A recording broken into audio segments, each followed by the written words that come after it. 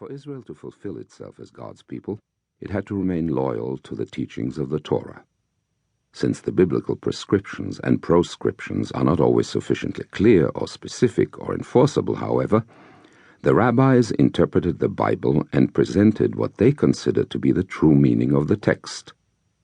Of the works that have been produced to explain the Bible, the Talmud is undoubtedly the most important. The first part of the Talmud, known as the Mishnah, consists of the teaching of the Tanaim, meaning teachers.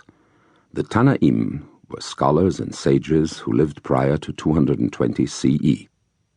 In compiling the Mishnah, Judah the prince, who lived from 135 to 220, his co-editor Nathan and their associates sifted through, evaluated, and edited a vast number of legal opinions that had been expressed over the centuries in the academies of learning, primarily in Palestine. The second part of the Talmud, known as the Gemara, is a commentary on the Mishnah. The scholars whose views are presented in the discussions in the Gemara are known as Amoraim, meaning interpreters or speakers. For the most part, they lived in Babylonia, where the great academies were situated following the destruction of the temple and the continuing Roman occupation of Palestine. The Gemara of the Babylonian scholars was edited and finalized by Rabbina and Ashi and their associates around the year 500 CE. Together with the Mishnah, it comprises the Babylonian Talmud. It is often referred to as the Bavli, which means of Babylonia. A second Talmud, the Palestinian Talmud, was also created. The Mishnah of Rabbi Judah the Prince is the central text of this work as well. However, the Gemara of the Palestinian Talmud consists of the discussions that took place among the Amoraim in the academies of learning in Palestine. The academies that continued to flourish in Palestine, primarily in Tiberias during the Roman occupation in the early centuries CE, were not equal in stature to those of Babylonia. The Palestinian Talmud therefore enjoys a lesser status than the Babylonian Talmud. The Palestinian Talmud is often called by its Hebrew name, Yerushalmi, which means of Jerusalem. It is only about one-third the size of the Babylonian Talmud. It should be noted that only in recent centuries have scholars begun to study the Yerushalmi.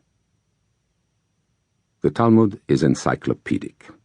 Within its pages is information covering almost every conceivable area of human interest.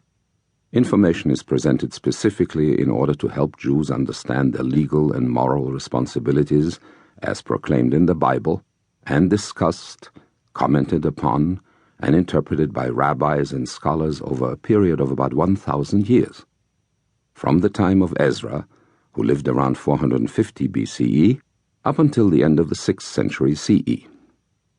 The overriding purpose of the interpreters of the Bible was to preserve the uniqueness of the Jewish people, to make sure that they remained loyal to the covenant by observing all the laws or mitzvot of the Torah. To the rabbis of the Talmud, this meant that a system of law had to be established that would train Israel to carry out the mission of being a holy, godlike people. Jews would have to be protected from alien influences that might lead them away from God. The discussions and rulings of the rabbis did not always exist in the written form we know today. Since it had been contrary to established tradition to commit to writing anything but the Torah itself, the arguments and opinions of the sages had been passed on by word of mouth from father to son, from scholar to disciple, from teacher to pupil. These spoken teachings came to be known as the oral law, in contradistinction to the Bible, which was called the written law. By the second half of the 4th century CE, it was feared that the massive body of knowledge that comprised the oral law might be forgotten.